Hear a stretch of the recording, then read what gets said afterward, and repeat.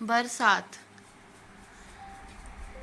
उस शाम फिर बड़ी ही चालाकी से फिर से दीपू ने मेरा हाथ छुड़ाया और बड़े रुआब से फलों की उस दुकान में घुस गया जहाँ कोई हर रोज़ बड़े प्यार से उसे एक चॉकलेट देता था।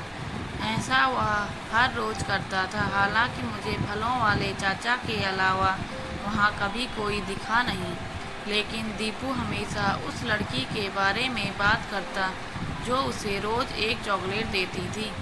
खैर, बस आ गई थी और काफ़ी देर से बस स्टैंड पर इंतज़ार करते करते मेरे पैर भी थक गए थे। मैंने दीपू को आवाज़ लगाई। अंदर से दीपू दौड़ता हुआ आया और हर रोज़ की तरह मुझे अपने अंदाज में चॉकलेट दिखाते हुए बस में चढ़ गया। हर बार उसके इस तरह से चॉकलेट दिखाकर मुझे चिढ़ाने पर मैं मुस्कुरा जाता और अनायास ही पीछे मुड़कर फलों की उस दुकान में किसी को खोजने की कोशिश करता, लेकिन न जाने क्यों हर रोज़ की तरह फलों वाले चाचा के अलावा मुझे कोई वहाँ नज़र नहीं आता। लगभग 2 साल पहले का वो दिन जब दीपू, मैं और संगीता खुशी खुशी संगीता के घर से आ रहे थे कि अचानक एक तेज़ रफ्तार वाला ट्रक हमारे सामने आ गया। मुझे कुछ समझ आता तब तक हमारी कार पलटकर रोड की दूसरी साइड पर चली गई थी। 2 दिन बाद जब मुझे हॉस्पिटल में होश आया तो मुझे कुछ समझ नहीं आ रहा था कि क्या हुआ। मैंने माँ से संगीता और दीपू के बारे में पूछा। उन्होंने बताया कि दीपू पास वाले वार्ड में है और अब ठीक है।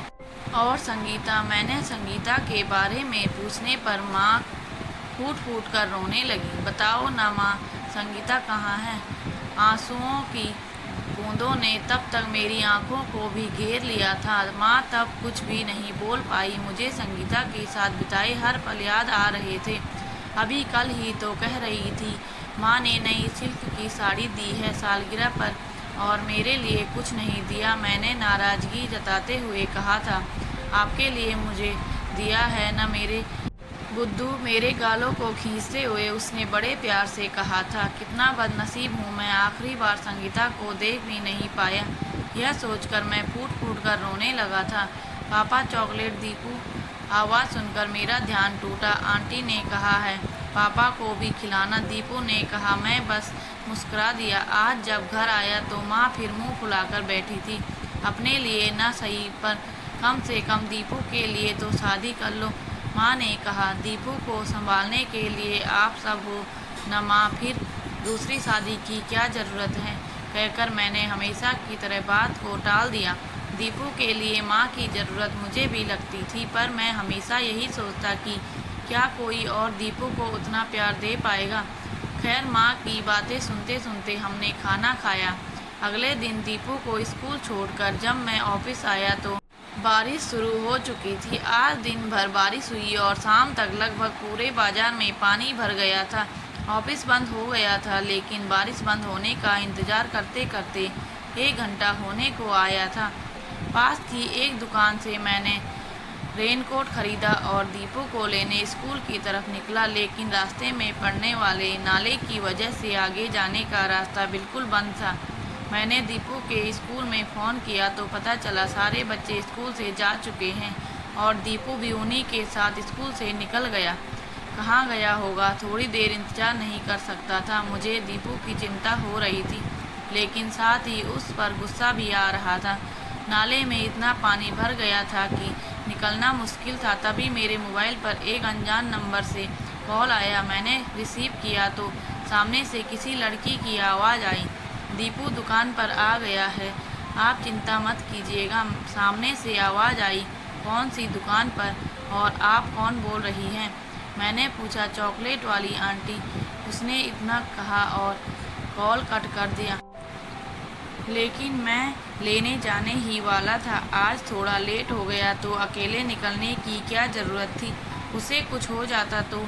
एक के बाद एक मेरे मन में कई सवाल चल रहे थे। खैर, मैं दूसरे रास्ते से होता हुआ बस स्टैंड पहुंचा। आज भी दुकान पर फलों वाला चाचा ही खड़े थे।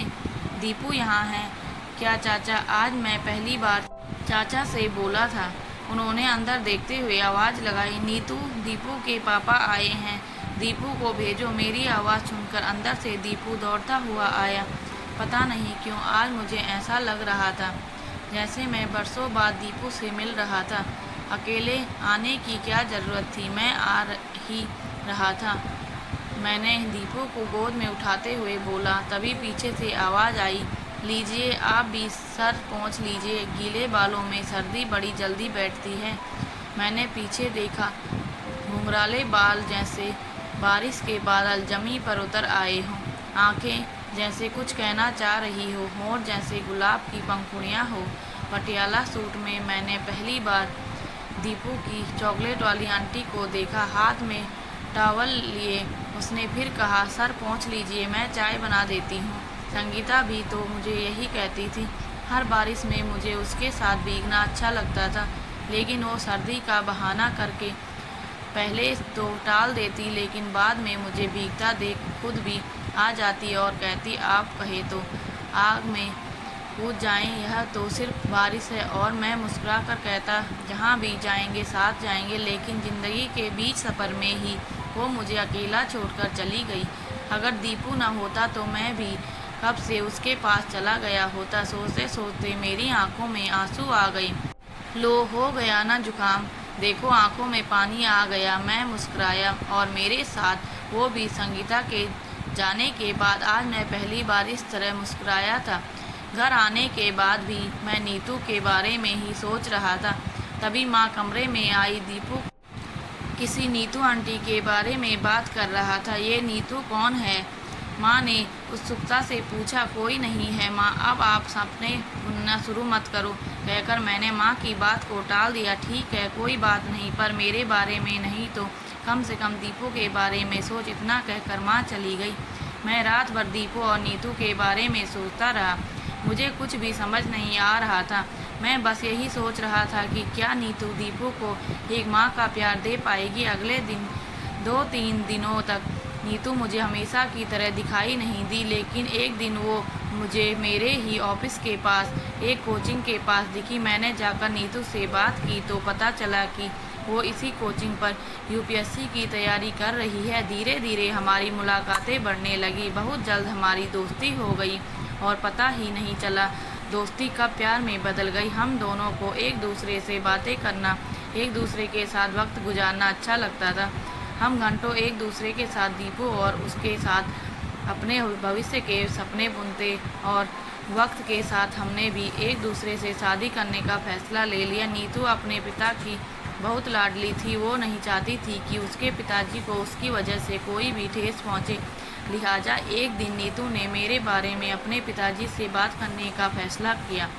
नीतू के पिताजी नहीं चाहते थे कि नीतू पहले से शादीशुदा किसी ऐसे इंसान से शादी करे जिसके साथ उसके 5 साल के बेटे की जिम्मेदारी हो। नीतू के पिताजी को यह रिश्ता मंजूर नहीं था। मैंने कल पापा से अपने बारे में बात की। आज मिलते ही नीतू ने कहा। फिर क्या कहा पापा ने? मैंने डर से और उत्सुकता से पूछा। उन्हें यह रिश्ता मंजूर नहीं है। वो नहीं चाहते कि मैं किसी ऐसे आदमी से शादी करूं जिसके साथ उसके 5 साल के बेटे की जिम्मेदारी हो। फिर तुमने क्या फैसला किया?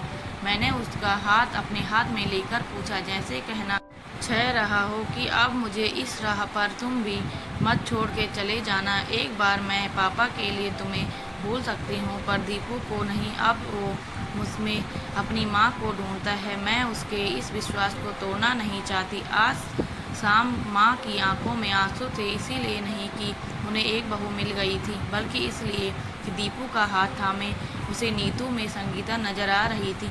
5 साल बाद हमारा शहर अब स्मार्ट सिटी में बदल रहा था। बस स्टैंड को तोड़कर स्मार्ट बस स्टैंड बनाने की योजना चरम पर थी।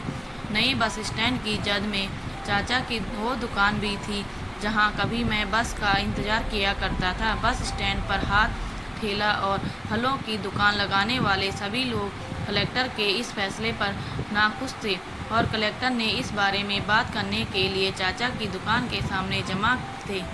कुछ नहीं होने वाला, चाचा खुद ही अकेले अपनी दुकान में बड़बड़ाए जा रहे थे। ये नेता और अमीर लोग गरीबों का यह सब छीन लेते हैं, उनकी बेटियां भी, कहकर चाचा की आंखें भर आई। तभी एक लाल बत्ती की सफ़ेद गाड़ी से एक लड़की उतरी। किसी को कहीं जाने की ज़रूरत नहीं है, सरकार इसी जगह आपके लिए पक्की दुकानें बना कर देगी, कलेक्टर साहिबा ने गाड़ी से उतरते ही कहा।